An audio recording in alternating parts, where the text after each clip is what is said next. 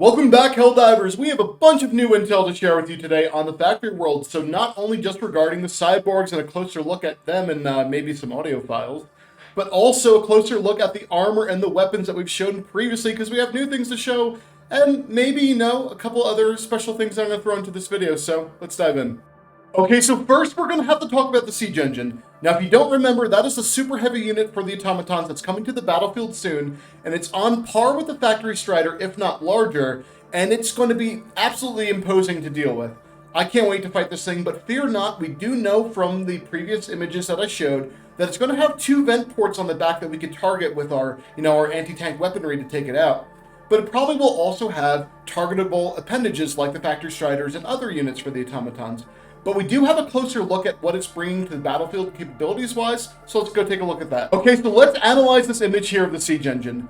We do know that there's going to be a pilot inside in the center cockpit, and it is having two primary laser cannons on either side of it. Yes, the ones that are akin to the Factory Strider, so that's going to be a player killer for sure. And it's going to be having two Gatling sentries on its legs. Now, I don't know if these will be 360 or whatnot, so we're going to find out together, but let's be cautious.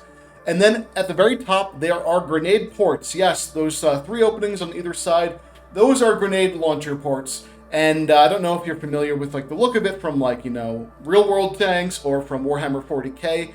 That's exactly what they look like. So that's a dead ringer for me on that. And then again, on the back side, we look like we're having the weaknesses and the vents and things like that. But of course, target the appendages, target anything that shines red, and I'm sure we'll be able to take this out with our anti-tank weaponry.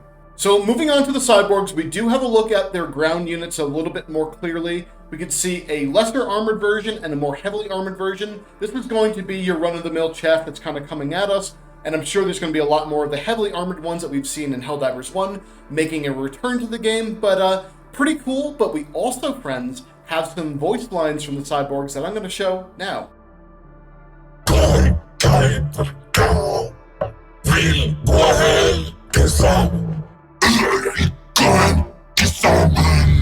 Well, obviously that sounds like a lot of gobbledygook to all of us because we don't speak Cyborg or Automaton, but I'm sure there's a translator out there that can figure it out for us.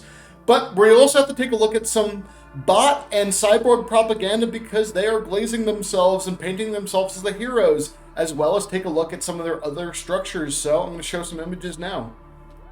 All right, first up with the monuments, we have a Cyborg and an Automaton hand in hand looking to the future with nice hope and light in their eyes, painting themselves as the heroes of their own humanity, I guess. Well, can we really call it humanity? Then next we're going to have another war monument. We have a Cyborg holding up the sigil of the Automatons, showing victory. Then we're going to have, another veterans style memorial or monument over here, and it is the Fist of the Automaton. And then we have them all together over here on the right. So yes, they are blazing themselves hard, trying to paint themselves as the heroes in this galactic war. And obviously we know, friends, right, that Super Earth, we're the good guys, so they can't possibly have any monuments or propaganda that shows them in the good way. So pure heresy. And then we have two new bot fortifications now. Again, this is one that we've kind of seen before, and it's reused assets, but a little bit changed with just the cannon that we'll have to take out. And then another one of these processing factories that we'll have to take out as well. But, they're kind of leaning more into that trench-like aesthetic and the heavily armored look that's going to be coupled with the Factory World. So I like it. And then last up for the Automatons, we have a look at the Overship again. Yes, this is not your normal type of bot-dropping ship. This is an Overship, and I've showed off the Overship mission previously in another leak video. So if you're curious to take a look at that, go find it on the channel, but this thing is kind of like a pseudo boss that we're going to have to take on with a cannon from a base, like one of those Automaton cannons or like the Seed cannons. But yeah, this is going to be fun to take on. Okay, now to take a look at our Helldiver gear because we have new textured assets as well as a look at more of the armor that's coming for the World War I themed Warbond. So let's take a look. So first up, we have a textured look for the trench shotgun as well as the heavy flamethrower. Both of these look really cool aesthetically, and I can't wait to use them, and I'm sure that you were all excited about them. But onto armor.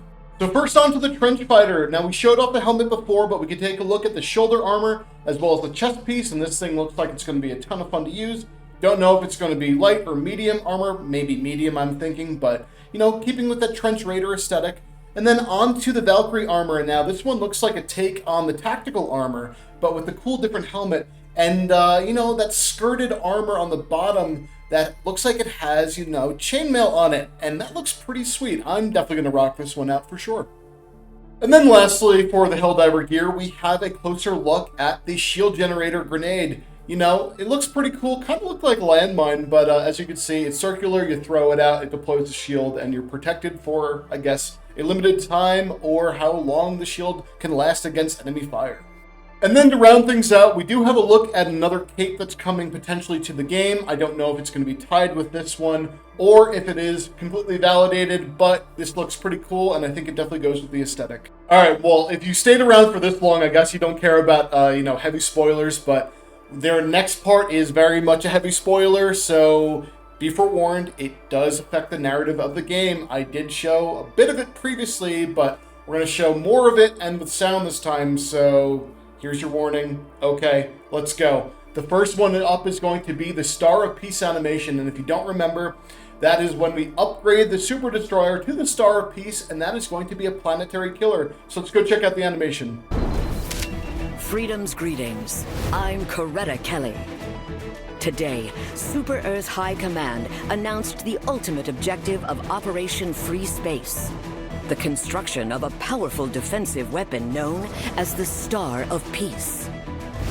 Once complete, the Star of Peace is expected to usher in a new era of galactic security. That's Liberty's latest. I'm Coretta Kelly. So obviously the war has to end at some point before the global reset. So this is how we do it, friends, is we'll be putting resources and fighting battles to build the Star of Peace so that we can take out the homeworlds of the bots, the bugs, the squids, after a big long fight, obviously. But we do have the other animations, again, of the end of the automatons, the terminids, and the squids, so I'm going to show off those as well. So I won't bore you with the audio on this one, so I'll just do a quick video for it. But as we go through, we can see that we've launched the Star of Peace to destroy Cybersand, and there's a good celebration after it. Then onto the squids, again, taking out their homeworld. The same celebration screen would play out. And then once more for the terminids, we destroy the planet. Boom, celebration, it's all fun and games. And then obviously after that, friends, the global reset would happen and the galactic war would start all over again for us. Well, thanks friends for tuning in. In our next bit that we'll be covering, we'll be going over the Meridian Singularity again, and those damn squids are up to more business. So I'll have to go check that out in the next one. So if you like this and more, please be sure to give us a like and subscribe, hit that bell, and we'll see you in the next one. Take care.